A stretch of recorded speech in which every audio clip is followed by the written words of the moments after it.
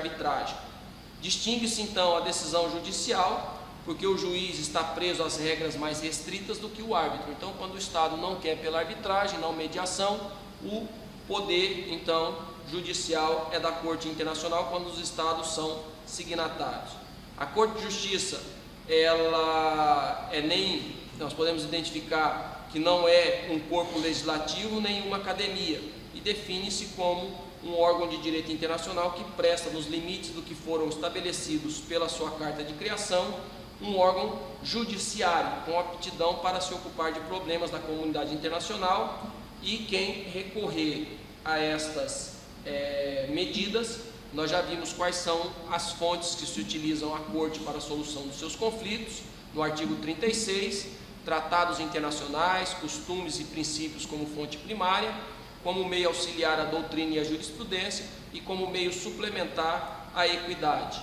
Para se chegar até a Corte Internacional e pedir uma decisão para ela, nós precisamos proceder de algumas formas. Primeiro, por meio de uma notificação prévia, que uma parte notifica a outra, e aí envia também à Corte esta notificação estipulando que a Corte Internacional de Justiça vai ser o foro competente para julgar esse litígio, ou mediante um acordo especial posterior ao litígio, em que ambas as partes aceitam a jurisdição da Corte, ou que não aceitam a jurisdição da Corte, pode interpelar o outro e, interpelando o autor e o réu violado em alguma das obrigações de direito internacional, reconhecer a competência posterior da Corte, que não seja previamente. As regras da Corte estão estipuladas no capítulo 3º do seu Estatuto, do artigo 39 ao 64, e nós vimos que a Corte tem um código próprio com relação ao mecanismo processual que foi criado em 1978. A Corte ela tem um órgão que presta assessoria administrativa do dia a dia, que se assemelha a um cartório judicial, e ali nós temos servidores permanentes, que são funcionários juramentados, que gozam de um modo geral de privilégios e imunidades das missões diplomáticas da Convenção de Viena sobre Relações Diplomáticas. Os assessores também são eleitos em escrutínio secreto e podem participar das deliberações sem direito a voto. As partes podem requerer que a causa seja submetida não ao plenário da Corte, mas por uma Câmara composta por juízes eleitos em escrutínio secreto, não os 15, mas em um número reduzido, e somente os Estados podem ser partes perante a Corte Internacional de Justiça, excluindo também dessa situação os indivíduos ou coletividades. Então, não pode chegar-se à Corte que não seja Estado. E é preciso, então, reconhecer a competência anterior da Corte para se chegar a ela. Isso está previsto no artigo 34 do Estatuto da Corte, que somente os Estados têm qualidade para apresentar-se perante a Corte. Pode ser uma medida extrema, difícil de ser entendida, mas está no Estatuto da Corte e somente Estados têm essa qualidade para acessar a Corte. Essa condição de ser Estado é fundamental, então, para chegar à Corte Internacional. E a gente observa que a Corte, nesse momento, ela exclui qualquer outra causa que não seja mediante a submissão por Estados. E aí nós podemos identificar na Corte Internacional de Justiça, que ela depende, então, dessa aceitação da jurisdição por ambos os Estados, e que, se não foi feita de forma prévia, a assinatura reconhecendo a competência da Corte pode ser feita no momento da submissão do caso perante a Corte. O procedimento inicial ele é escrito e posteriormente, conforme está previsto no Código de Processo 78, é oral. As partes podem arguir exceções e suscitar outros incidentes. A revelia não impede o desenvolvimento do processo e é possível que a Corte possa emitir medidas cautelares, que são aquelas medidas conservatórias de direitos, e também a reuniões de processos, se tiverem objeto comum, ou a intervenção de terceiros. A Corte Internacional de Justiça funciona também como um órgão de consulta, como nós vimos quando analisamos a Assembleia Geral da Organização das Nações Unidas. Quando autorizado pela Assembleia Geral, a Corte então tem essa capacidade de emitir um parecer consultivo. E aí esse parecer consultivo não tem caráter obrigatório, todavia é muito bom seguir aquilo que a Corte estabelece no parecer consultivo. Em 14 de fevereiro de 2002, a Corte Internacional de Justiça decidiu que líderes de governos passados e presentes não poderiam ser julgados por crimes de guerra por um Estado estrangeiro em razão da sua imunidade diplomática, só podendo ser responsabilizados em seu próprio país. E ainda salientou que essa decisão não tem caráter com relação ao julgamento do ex-presidente Slobodan Milošević, alegando que o mesmo estaria sendo julgado por um organismo internacional e não por um governo estrangeiro.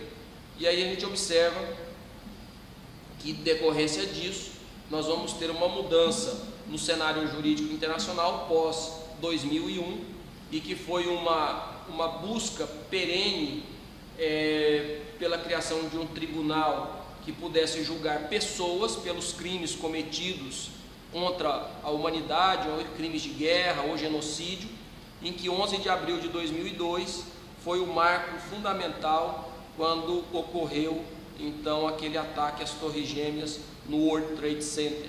E aí a gente observa que a partir daí se deslanchou assinaturas com relação ao Tratado de Roma de 1988, e mais de 60 países assinaram essa ideia, e se entrou em vigência então o Tribunal Penal Internacional, um projeto do criador da Cruz Vermelha Internacional, Gustavo Moynier, que desde 1872 já propunha a criação de um tribunal internacional para reprimir crimes contra os direitos humanos, contra direitos da gente, contra os códigos. E aí se cria então o Estatuto de Roma, que tem a finalidade de criar o Tribunal Penal Internacional, que consolida então que a moderna doutrina estabelece como jurídico criminal e exige um instrumento buscando a justiça como síntese das virtudes, e que já era previsto desde a antiguidade. E a gente observa que esses instrumentos humanos, não são perfeitos, mas o Tribunal Penal percorre um longo caminho até esse nascimento em 2002, e o Tribunal Penal Internacional alinha a definição de crimes, tipificando as infrações que se propõe a julgar. Nós temos aí a ideia de que o direito penal não pode condenar ninguém se não haja a criação de uma lei anterior, de um tribunal anterior e os crimes estabelecidos anteriormente, que é os princípios do nulla pena, nulo crime, nulo crime, nula pena, não há pena anterior sem lei anterior que o defina, nem sanção sem prévia cominação legal. Além disso, nós sabemos que não pode se retroagir a aplicação do Tribunal Penal Internacional pelo princípio da irretroatividade que nós vimos lá dos efeitos do Tratado Internacional. E, complementando essas ideias, nós podemos observar que o julgamento dos fatos descritos no tratado deve obedecer outros princípios técnicos jurídicos que são muito caros para a humanidade, que foram anos de discussão, décadas e séculos para estabelecer. Então o Estatuto da Corte de Roma estabelece a sua jurisdição com relação aos crimes mais graves, que tenham transcendência na comunidade internacional em seu conjunto. E nós podemos identificar que esses crimes que estão estabelecidos como competência da Corte são os crimes de genocídio, crimes contra a humanidade, crimes de guerra e crimes de agressão. Nós podemos falar que essas são as 4 linhas básicas dos crimes cometidos de forma quando extrapolam os limites da humanidade, e aí pode-se houver subdivisão desses crimes. Então o crime de agressão não está suficientemente claro ainda, precisamos tomar posições para definir o que é um crime nessa conjuntura de agressão. E aí o elemento do crime que nós vamos observar é pelo menos de 2/3 dos membros da Corte. E vale observar que está tipificado pelo Estatuto de Roma quando o crime estiver sendo apreciado pelo Judiciário do Estado onde os fatos ocorreram, não cabe à jurisdição internacional atuar, ou seja, a Corte Penal Internacional ela é subsidiária, ela é residual. Quando o indivíduo não foi punido internamente, é que ele pode ser julgado internacionalmente. Então, o Tribunal Penal só vai intervir quando os Estados signatários não quiserem processar os responsáveis por crime cometido ou esse processamento, esse julgamento for irrisório com relação ao crime que foi cometido.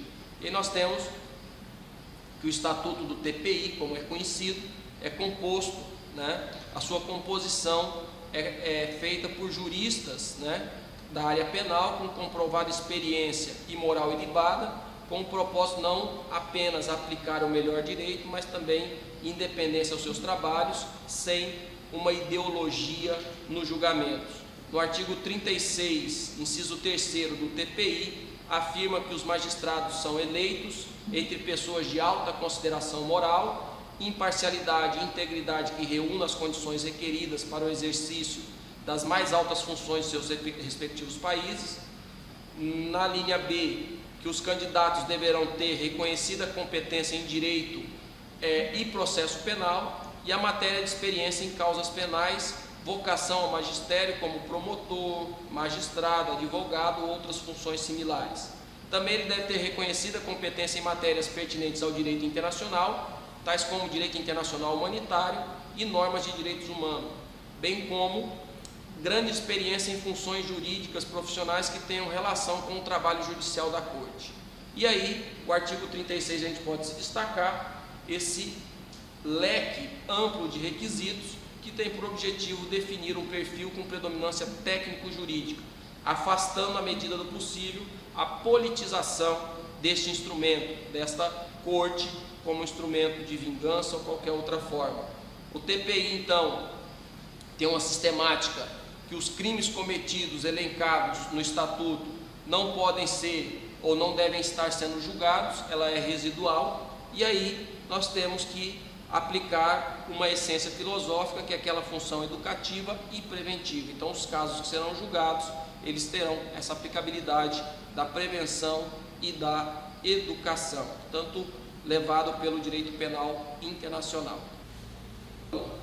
Sobre sujeitos de direito internacional público, o assunto das organizações internacionais intergovernamentais, na aula anterior nós observamos a Organização das Nações Unidas, Tribunal Penal Internacional e a Corte Internacional de Justiça. Então, esses três órgãos têm atuação sob o ponto de vista global. E nós temos algumas organizações sob o ponto de vista regional. E sob o ponto de vista regional nós poderíamos citar inúmeras organizações internacionais, das mais complexas, como a União Europeia, que difere das outras, e nós já observamos que ela tem um parlamento próprio, então a participação do cidadão na organização internacional. Poderíamos também fazer referência ao Mercosul, mas vamos fazer referência à Organização dos Estados Americanos, que diz respeito aos interesses que nós temos em estudar os assuntos da América, e tem uma disciplina específica na faculdade que é o direito comunitário. No direito comunitário a gente acaba estudando o Mercosul, o NAFTA, a União Europeia e algumas outras organizações internacionais de cunho regional. Mas vamos nos preocupar então com as organizações de cunho diplomáticos, né, ou de cortes, ao analisar essas organizações internacionais como sujeitos de direito internacional público. Então, a próxima organização que nos interessa é a Organização dos Estados Americanos, ou conhecida como OEA, organização que se refere então aos estados localizados na América. Esta organização foi criada em 1948, ela tem por objetivo, um dos principais, coordenar os diversos órgãos e princípios escritos e consuetudinários que norteiam as relações continentais desde 1889. Por que 1889? Coincide exatamente com a data da criação da Organização Pan-Americana, ou seja, então, a Organização dos Estados Americanos vem suceder a Organização Pan-Americana, e a coordenação desses órgãos e princípios convencionais ou consuetudinários tem por objetivo, na América, garantir a finalidade principal, que é a paz e a segurança no continente americano. Então, a Organização das Nações Unidas tem esse objetivo a nível global, e a Organização